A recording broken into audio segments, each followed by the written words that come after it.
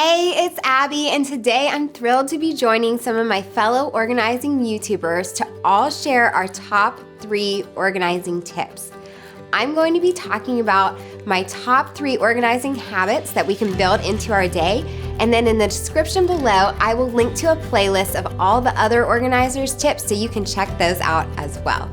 As I was thinking about what to share today, there were so many different ideas that came to mind, but ultimately I wanted to talk about the organizing tips that have made the biggest impact on my life.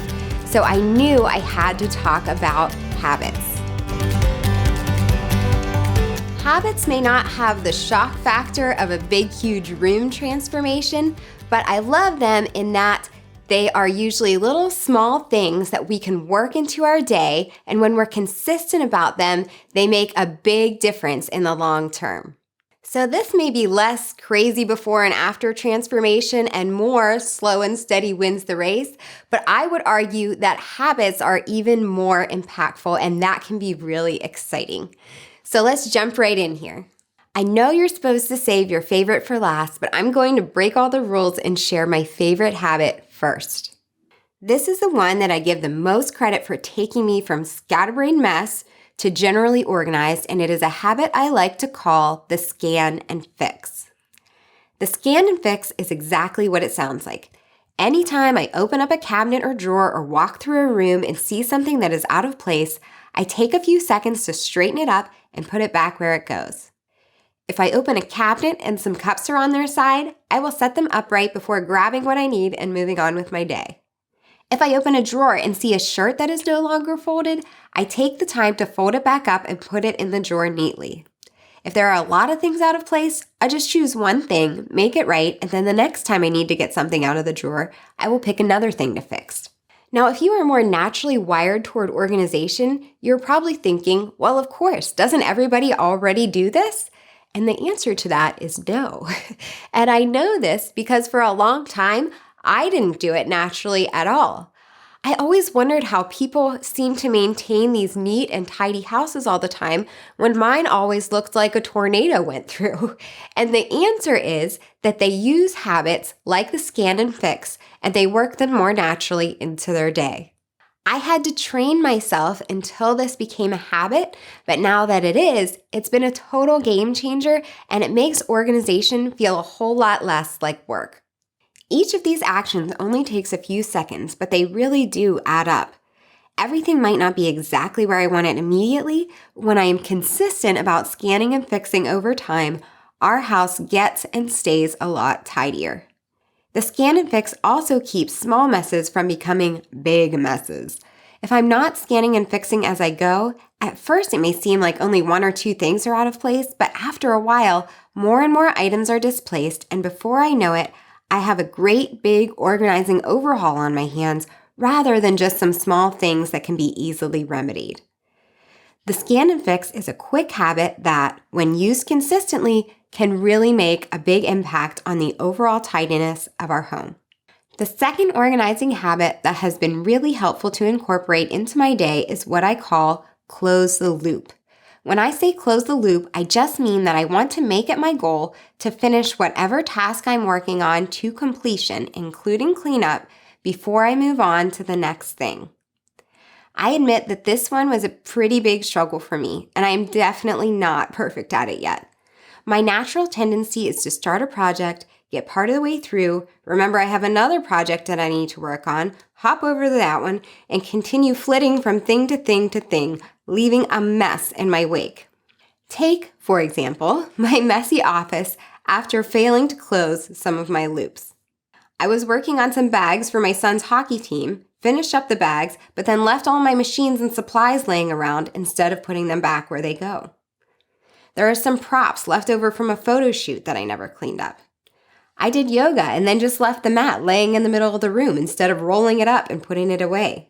And I was getting some of my boys' supplies organized for back to school and just kind of gave up in the middle of it.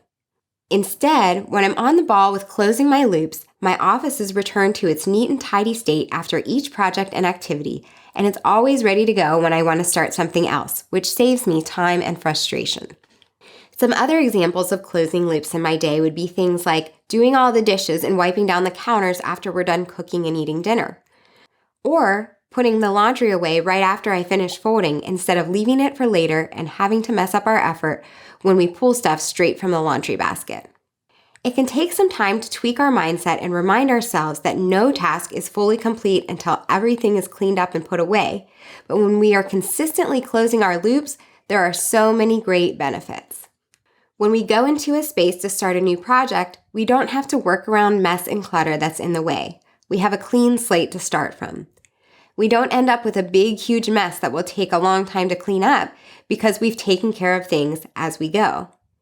And when we get to the end of the day, we get to relax in a tidier space rather than having more messes that need to be cleaned up hanging over our heads. So close those loops and enjoy the neat and tidy, uncluttered spaces that result. Now, I wish I was perfect at the scan and fix and closing the loops so that everything in my house would just stay neat and tidy all the time. But I am not perfect. The other members of my family aren't perfect. And so inevitably, we will have stuff laying around the house sometimes. And this is where our third and final habit comes in. The third and final habit I wanted to talk about today is what I call the 10-minute team straighten. Anytime I talk to people about organizing habits, I always have someone who says, I have great organizing habits, but nobody else in my family does. And so I end up being the only one who ends up cleaning up the mess, and I'm so sick of it. So of course, the other members of our family can be working on the scan and fix and closing the loops too. But this last habit is specifically designed for everybody in the household to get involved. Whenever I talk to Donnie and the boys about what motivates them to help with the organization, they always say that having somebody do it alongside them is really helpful. So a few nights a week, usually after dinner, we will have a time where we all work together for a few minutes to do a quick straighten up of the house. It can be fun to set a timer and make it a race against the clock. Maybe everyone can take turns being the DJ and picking the music for cleanup time. When the boys were smaller, it also helped if I gave them a very specific category to work on during this time, like Connor, you're in charge of picking up any Legos that are lying around, and Caleb, you're in charge of toy cars. This would help keep them from getting overwhelmed and just sitting around because they weren't sure what to work on. These days, they're better at being able to pinpoint what needs to be done, so they don't need as much direction. Depending on how messy the house gets during the day, your household may need these team straightens more or less often. If you have littles who are home all day, it might need to happen every day. If you have older kids or an empty nester, every few days or once per week would suffice. The key is to make it a consistent habit so that everyone in the family knows what to expect. That way, it doesn't feel as much like we have to nag and coax everyone to get on board. It just becomes part of the routine and something we do as part of our day. To help create this habit, it can help to attach it to something that we're already doing. So if we're always eating dinner together every night, maybe during the cleanup time, we can also run the 10-minute team straighten. If you have a really solid bedtime routine, maybe right before that bedtime routine starts, you tack on the team straighten right before it.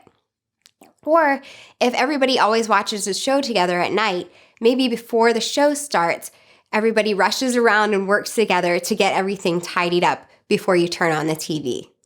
There are lots of ways to make it feel like it's part of the routine and less like work. Building new habits is hard. It takes months and years of consistency until something is fully ingrained into our lives. And this is especially true with kids as well. My kids are 10 and 12 right now, and I have been working on organizing habits with them since they were little. And it has only been within the past few years that I feel like I have seen things start to click for them more consistently.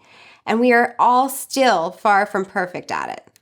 But I have also seen the huge payoff that happens when we were able to build habits like the scan and fix, closing the loop, and the team straighten into our day. Habits like these are absolutely key to keeping our organization going long-term and making it come along more naturally. And then we get to live in houses that are calm and peaceful rather than cluttered and chaotic. Be sure to give this video a thumbs up if you plan on implementing some of these organizing habits in your own home, and don't forget to check that link in the description to find even more helpful organizing tips from my fellow organizing YouTubers. Thanks so much for following along. Happy organizing!